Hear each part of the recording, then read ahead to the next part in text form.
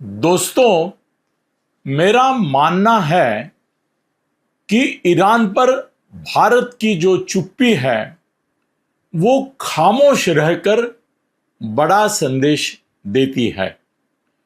मध्य पूर्व में भू राजनीति का पट एक बार फिर उलट गया है। ईरान के सर्वोच्च नेता अली खामेनी युद्ध में मारे गए हैं। अमेरिका और इजरायल ने संयुक्त कार्रवाई करके सत्ता का समीकरण बदल दिया है। दुनिया भर में विरोध, प्रतिक्रिया, गुस्सा और समर्थन सब कुछ सामने आया है और भारत पूरी खामोशी। न कोई विरोध, न कोई शोक संदेश, न ही हम ईरान के साथ हैं जैसा पारंपरिक औपचारिक समर्थन। यह खामोशी संयोग नहीं है, एक सोची समझी राजनयिक रणनीति है। आप सोचो, क्या ईरान सच में भारत का मित्र था? सोचो, इतिहास गवाह है कि लंबे समय तक भारत में यह धारणा बनाई गई कि ईरान भारत का पारंपरिक मित्र है। हां, व्यापार था, ऊर्जा आयात थी, चाबहार पोर्ट परियोजना में भारत का बड़ा निवेश भी था। लेकिन वास्तविकता कुछ अलग है। जब भारत पर आतंकवादी हमले हुए तब ईरान भारत के साथ मजबूती से कभी खड़ा नहीं हुआ। पाकिस्तान प्रायोजित आतंकवाद में भारतीय जवान मारे गए, कश्मीर में खून बहा, मुंबई से पुलवामा तक हमले हुए, तब ईरान ने भारत के पक्ष में ठोस और स्पष्ट भूमिका कभी भी नहीं ली। उल्टे इस्लामी एकता की राजनीति ईरान चलता रहा। 56 इस्लामी देशों के संगठन organisation of Islamic cooperation OIC में कश्मीर के मुद्दे पर ईरान ने अक्सर पाकिस्तान की भाषा बोली। जब भारत ने आतंकवादियों पर कार्रवाई की तो ईरान ने उसको आक्रामकता बताया। लगभग 40 वर्षों तक ईरान ने इस्लामी एकता के नाम पर पाकिस्तान को ही नैतिक समर्थन दिया। भारत ने यह सब भूलना नहीं है। राजनीति में स्मृति बहुत महत्वपूर्ण होती है। भारत की खामोशी भावना नहीं, रणनीति है। प्रधानमंत्री नरेंद्र मोदी ने शोक संदेश नहीं दिया।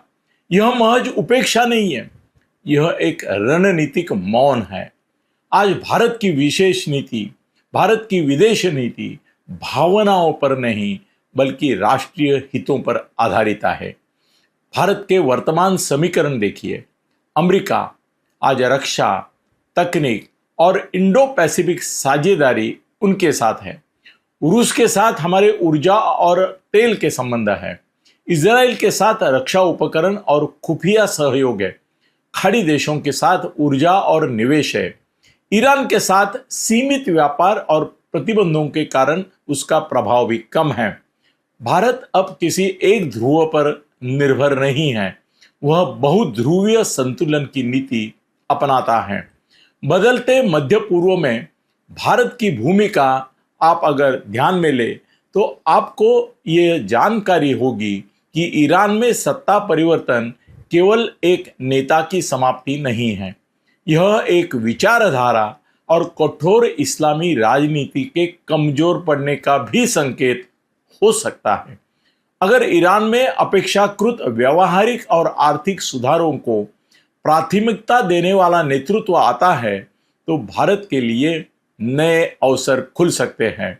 चाबहार पोर्ट परियोजना को गति मिलेगी, मध्य एशिया तक भारत की पहुंच होगी, ऊर्जा सुरक्षा के नए अवसर हमको मिलेंगे, पाकिस्तान के विरुद्ध संतुलित रणनीति भी बन जाएगी।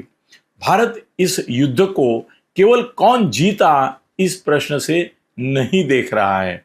भारत पूछ रहा है अब आगे क्या होगा, और शायद इसी वजह से हमारे प्रधानमंत्री श्री मोदी जी आज चुप है।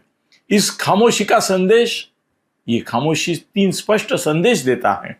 भारत भावनात्मक प्रतिक्रियाओं पे नहीं चलता।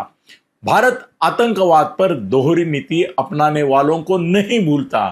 भारत भविष्य की रणनीति पर ध्यान देता है।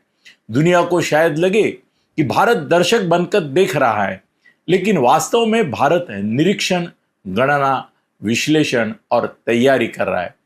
कूटनीति की दुनिया में हर शब्द का अर्थ होता है, लेकिन कभी कभी शब्दों से अधिक खामोशी बोलती है।